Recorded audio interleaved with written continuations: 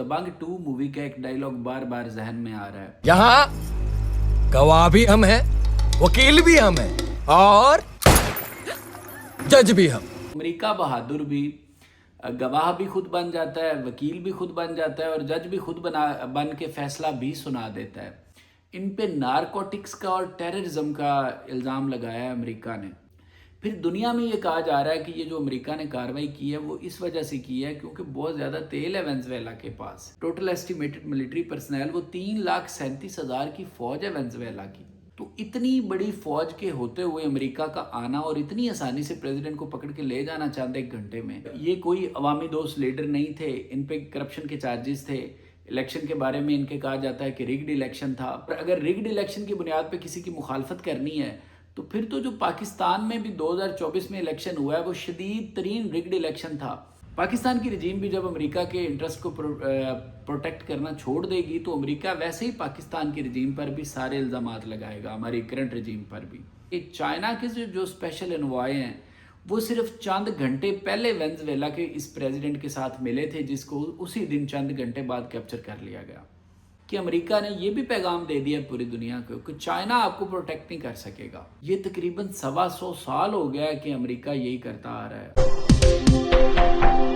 जब से अमेरिका ने वेनेजुएला के अंदर घुस के उनके प्रेसिडेंट को किडनैप किया है, मुझे दबंग 2 मूवी का एक डायलॉग बार बार जहन में आ रहा है जो बड़ा रिलेटेबल है। मैं आपको भी सुनाना चाहता हूँ। अंडे, तुम्हें पता है हम कौन है? हम बच्चा भैया के भाई हैं। यहाँ गवाह भी हम हैं, वकील भी हम हैं और जज भी हम। तो आपने सुना कि वो भाई साहब कह रहे हैं डायलॉग में कि यहाँ पे गवाह भी हम हैं, वकील भी हम हैं और जज भी हम ही हैं। तो अमेरिका भी जब किसी शख्स के बारे में या किसी मुल्क के बारे में कोई फैसला कर लेता है तो अमेरिका बहादुर भी गवाह भी खुद बन जाता है, वकील भी खुद बन जाता है और जज भी खुद बन के फैसला भी सुना देता है। तो ऐसे ही हुआ है कि इन पर भी जब अमेरिका ने कोई इल्ज़ाम लगाया है, जो इल्ज़ाम लगाए हैं उनके बदले में इनको अब किडनैप करके ले गया है अमेरिका बहादुर। तो कहानी शुरू होती है कल जब ये खबर चलती है कि जनाब वेनेजुएला का जो कैपिटल है कैराकस, वहाँ पे धमाके हुए हैं। तो सबसे पहले मीडिया यही रिपोर्ट करता है कि धमाके हुए हैं, किसी को कुछ पता नहीं चलता कि क्या हुआ है। उसके बाद जो अमेरिकन प्रेसिडेंट है डोनाल्ड ट्रंप साहब, वो खुद ही ट्रुथ सोशल पे आके कुछ लिख देते हैं। ट्रुथ सोशल उन्होंने एक प्लेटफॉर्म बनाया हुआ है, उसी तरह का प्लेटफॉर्म जैसा कि प्लेटफॉर्म ट्विटर है जहाँ पे लोग अपने ख्यालात का इजहार करते हैं। लेकिन क्योंकि जनाब अमेरिका के प्रेसिडेंट है, इनका ओहदा बहुत बड़ा है और अमेरिका खुद इतनी बड़ी ताकत है, तो उन्होंने अपना ही एक प्लेटफॉर्म बना लिया है जिसका नाम रखा है ट्रुथ सोशल। वहाँ पे आके क्या लिखते हैं डोनाल्ड ट्रंप साहब, हम वो पढ़ लेते हैं। ट्रंप साहब लिखते हैं, ये मैं पढ़ रहा हूँ आपके साथ और सामने आपको स्क्रीन पे नज़र भी आ रहा है। Trump says US carried out large-scale strike against Venezuela and captured President Maduro। वो कहते हैं कि जी अमेरिका ने एक लार्ज स्केल स्ट्राइक की है वेनेजुएला के खिलाफ और मेडेरो जो वेनेजुएला के प्रेसिडेंट हैं उनको पकड़ लिया है, उनको उन्होंने कैप्चर किया, लिख लिया है। तो इसका मतलब यही है कि उन्हें किडनैप कर लिया है। उसके बाद ट्रंप साहब ही उनकी एक फ़ोटो भी शेयर कर देते हैं अपने इसी ट्रुथ सोशल पर, जहाँ पे देखा जा सकता है कि ये जो प्रेसिडेंट है इनकी आंखों के ऊपर पट्टी लगी हुई है ब्लैक कलर की और इनके हाथ भी ऐसे लग रहा है फ़ोटो को देख के जैसे बांधे हुए हैं। तो ये भी एक तरीका था अपनी ताकत को शो करने का अमेरिका की तरफ से। और ये जो प्रेसिडेंट है जिन्होंने अमेरिका की बात नहीं मानी थी उनको जलील करने का कि ये औकात है आपकी कि आप चाहे प्रेसिडेंट हैं एक मुल्क के, लेकिन हम आपको ऐसे हाथ बांध के और आपकी आंखों पे पट्टी लगा के आपकी फ़ोटो भी जारी कर सकते हैं और आपको आपकी औकात दिखा सकते हैं। फिर उसके बाद सवाल ये पैदा होता है कि आखिर इन्होंने किया क्या, इन पे इल्ज़ाम क्या है जिनको अमेरिका ने ऐसे एक मुल्क में जो कि एक सॉवरन मुल्क है वेनेजुएला, उनके अंदर दाखिल होके इनको पकड़ा है और ना सिर्फ इनको पकड़ा है बल्कि इनकी बीवी को भी साथ पकड़ा है। तो इन दोनों मियाँ बीवी को आखिर पकड़ा क्या क्यों है, इन पे इल्ज़ाम क्या है? तो हम बजाय इसके कि ये इल्ज़ाम कहीं और से सुने, ये भी अमेरिका बहादुर ने खुद ही बता दिया है कि इन पे इल्ज़ाम क्या है। क्योंकि मैंने शुरू में आपको डायलॉग सुनाया ना कि अमेरिका गवाह भी खुद है, वकील भी खुद है और जज भी खुद है। तो अब इल्ज़ाम भी उन्होंने खुद ही बता दिया। अटॉर्नी जनरल है अमेरिका की, इनका नाम है पेमेला बोंडी। ये लिखती हैं जी, Nicolas Maduro and his wife Cilia Flores have been indicted in the southern district of New York. Nicolas Maduro has been charged with narco terrorism conspiracy. इन पे नारकोटिक्स का और टेररिज्म का इल्ज़ाम लगाया है अमेरिका ने। आगे मज़ीद पढ़ता हूँ मैं। कोकेन इंपोर्टेशन कॉन्स्पायरेसी, और कोकेन एक आपको पता नशा है, इसको इंपोर्ट करने के चार्जेस हैं इन पर। उसके बाद अगर आगे मज़ीद पढ़ें, cocaine importation conspiracy, possession of machine guns and destructive devices. अब मैं मशीन गन्स के नाम पे इसलिए हंस रहा हूँ कि यार अमेरिका के पास तो कितनी कितनी एडवांस टेक्नोलॉजी असला है, और ये मशीन गन्स का इल्ज़ाम लगा रहे हैं कि मशीन गन्स को रखना कितना बड़ा जुर्म है इनका, इसलिए भी इनको पकड़ा जा रहा है कि इनके पास मशीन गन्स हैं। machine guns and destructive devices and conspiracy to possess his machine guns and destructive devices against the United States। और ये इन मशीन गन्स और डिस्ट्रक्टिव डिवाइसेस का, ख़तरनाक डिवाइसेस का इस्तेमाल किन के ख़िलाफ़ करना चाहते थे? यूनाइटेड स्टेट्स के ख़िलाफ़, इसलिए इनको पकड़ा गया। तो ये इल्ज़ाम लगाया गया इन पे निकोलस मैडुरो पे, जो कि वेनेजुएला के मैंने आपको बताया प्रेसिडेंट है। फिर सवाल पैदा होता है कि जब ये अमेरिका आता है तो ये इतनी आसानी से कैसे इनको पकड़ के ले जाता है? ना कोई बहुत बड़ी फ़ाइट होती, ना कोई जंग होती है, सिर्फ अमेरिका का एक या शायद एक से ज़्यादा हेलीकॉप्टर्स आते हैं और वो आके आराम से उनके जो इनके डेल्टा फोर्स के वो जवान होते हैं वो उतरते हैं और प्रेसिडेंट को पकड़ के ले जाते हैं। तो यहाँ पे एक सवाल पैदा होता है, सोचने वाले सोचते हैं कि शायद फिर वेनेजुएला कोई छोटा सा मुल्क है, जिस तरह से हमारे सामने मालदीव एक छोटा सा मुल्क है जिसका एरिया की अगर बात करें तो सिर्फ 300 स्क्वायर किलोमीटर का एरिया है मालदीव का, या कोई माल्टा जैसा छोटा सा मुल्क है जिसका एरिया सिर्फ 316 स्क्वायर किलोमीटर है। लेकिन ऐसी बात बिल्कुल नहीं है।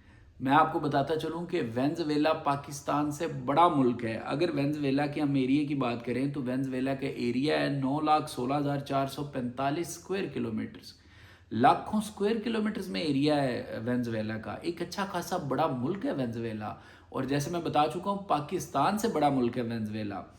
पाकिस्तान के अगर हम एरिया की बात करें तो पाकिस्तान का एरिया है 8,81,913 स्क्वायर किलोमीटर, तो पाकिस्तान से ज़्यादा है वेनेजुएला का एरिया। तो एक अच्छा खासा बड़ा मुल्क है। और इनकी अगर पॉपुलेशन की बात करें तो पॉपुलेशन के बारे में मुख्तलिफ एस्टिमेट्स है। आप अगर देखेंगे तो 28 मिलियन से लेके 34 मिलियन तक इनकी पॉपुलेशन बताई जाती है, यानी कि तकरीबन 3 करोड़ से ज़्यादा पॉपुलेशन बताई जा रही है, जो भी 2026 के लेटेस्ट एस्टिमेट्स हैं। और 3 करोड़ से ज़्यादा आबादी होने का मतलब है कि एक अच्छा खासा बड़ा मुल्क है, क्योंकि बहुत सारे मुल्क ऐसे हैं जिनकी आबादी 3 करोड़ से कम है। तो मतलब वेनेजुएला का एरिया भी बहुत बड़ा है, एक बड़ा मुल्क है, और पॉपुलेशन के हिसाब से भी एक अच्छा कंसिडरेबल पॉपुलेशन है वेनेजुएला की। अगर किसी मुल्क का एरिया भी ज़्यादा और पॉपुलेशन भी ज़्यादा है तो फिर तो उनकी मिलिट्री भी अच्छी खासी होनी चाहिए, उनकी जो मिलिट्री स्ट्रेंथ है वो भी ठीक ठाक होनी चाहिए। तो इनके हम अगर मिलिट्री स्ट्रेंथ देखें तो ये आपके सामने है। इनके जो एक्टिव पर्सनल हैं वो 1,09,000 हैं, यानी कि जिन्हें आप प्रॉपर आर्मी कह सकते हैं, जिस तरह से हमारी आर्मी है। लेकिन रिज़र्व पर्सनल 8,000 हैं, ये थोड़े हैं कंपेरेटिवली, लेकिन हैं रिज़र्व पर्सनल भी।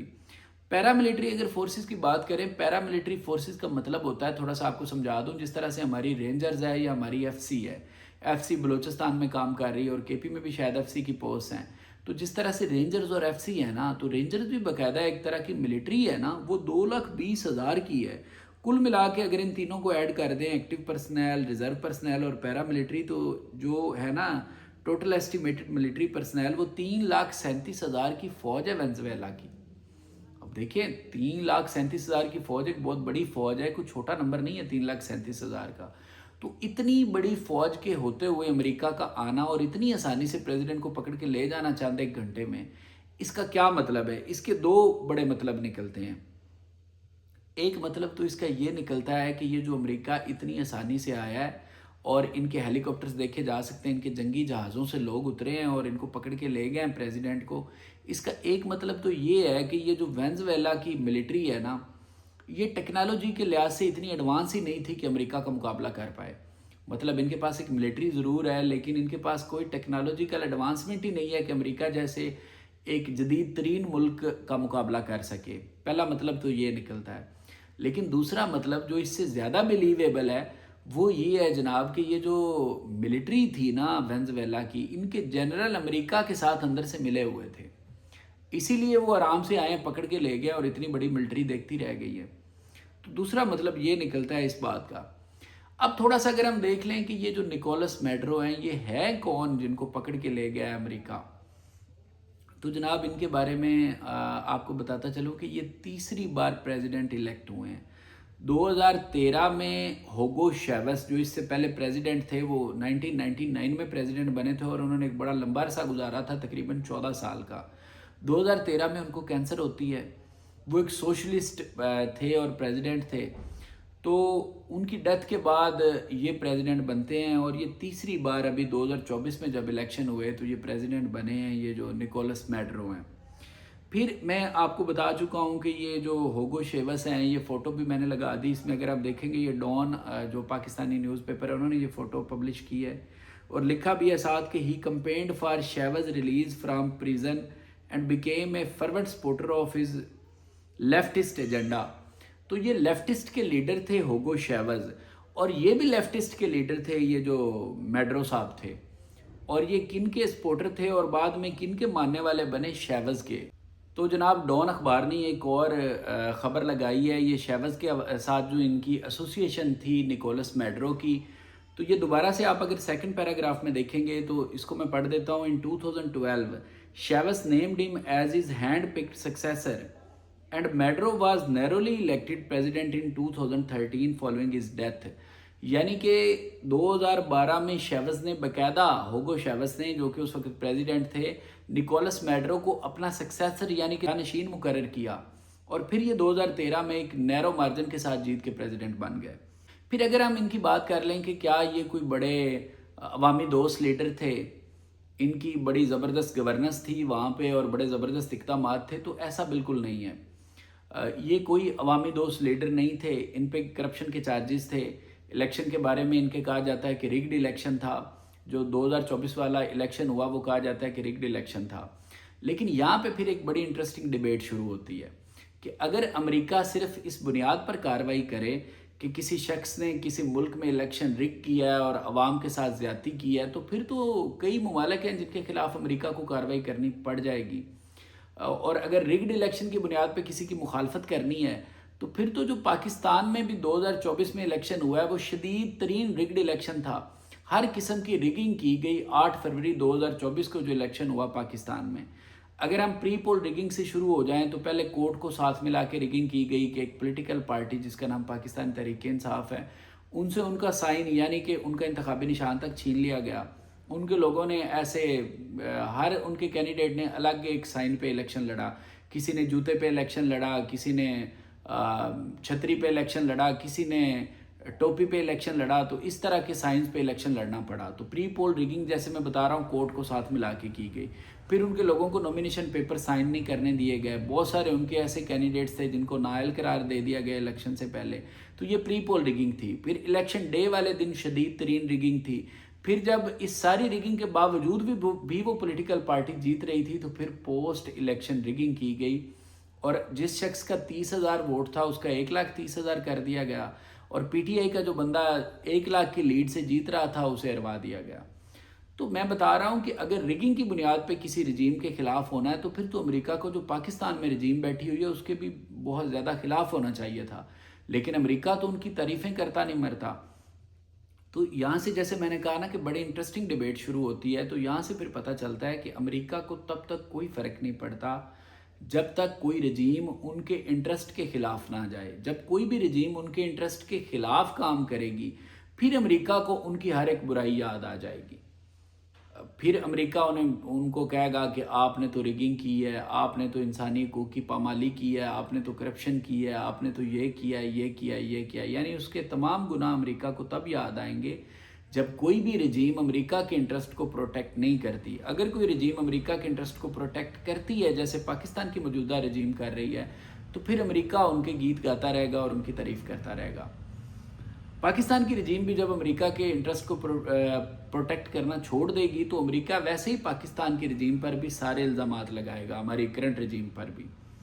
تو خیر یہ تو تھوڑی سی انٹرسٹنگ ڈیبیٹ بنتی تھی جس پہ میں نے بات کی۔ اس کے بعد اگر ہم مزید ٹاپک کی طرف واپس آ جائیں تو جناب ایک اور بڑا انٹرسٹنگ اس ساری سٹوری کے حوالے سے بات ہے، اور وہ یہ ہے کہ چائنا کے جو اسپیشل انوائے ہیں وہ صرف چند گھنٹے پہلے وینزویلا کے اس پریزیڈنٹ کے ساتھ ملے تھے، جس کو اسی دن چند گھنٹے بعد کیپچر کر لیا گیا۔ یہ فوٹو میں آپ دیکھ سکتے ہیں کہ ایک جو بڑی ایج کے آدمی مسکرا کے مل رہے ہیں چائنیز، یہ چائنا کے اسپیشل انوائے تھے جو اسی دن نکولس میڈرو کو، وینزویلا کے پریزیڈنٹ کو ملے تھے۔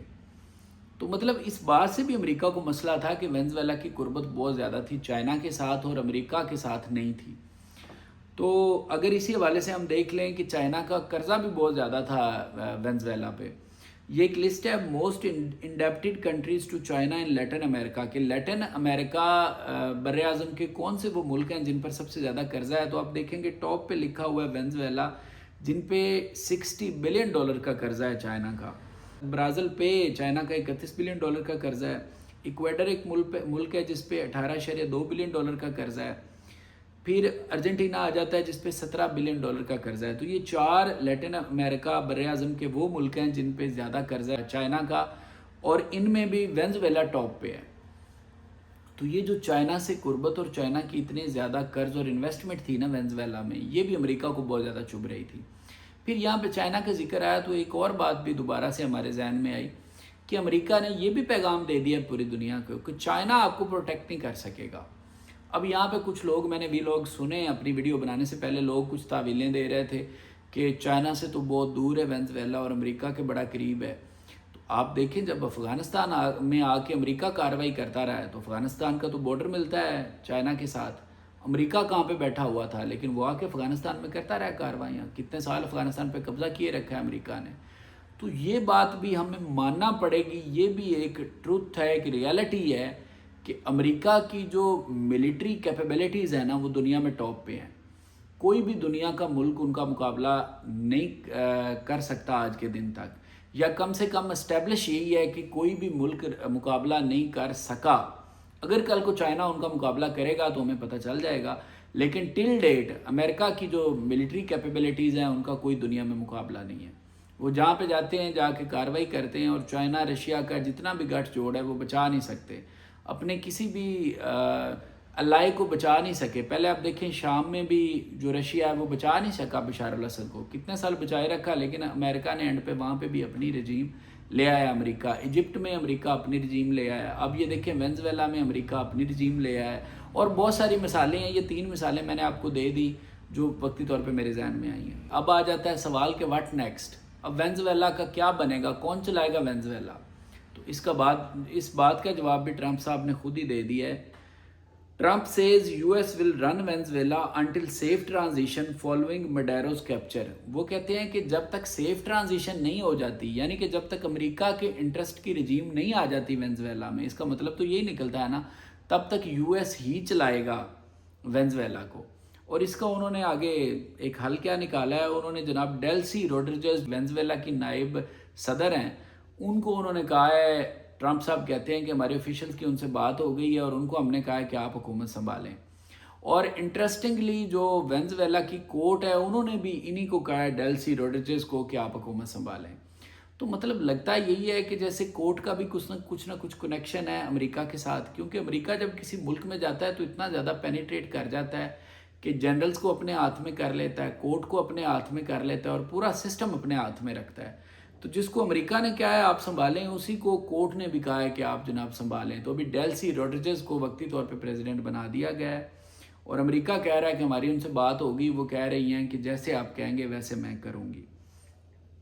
پھر دنیا میں یہ کہا جا رہا ہے کہ یہ جو امریکہ نے کارروائی کی ہے وہ اس وجہ سے کی ہے کیونکہ بہت زیادہ تیل ہے وینزویلا کے پاس، اور اس بات پہ مہر ثبت کر دیے ٹرمپ صاحب نے خود۔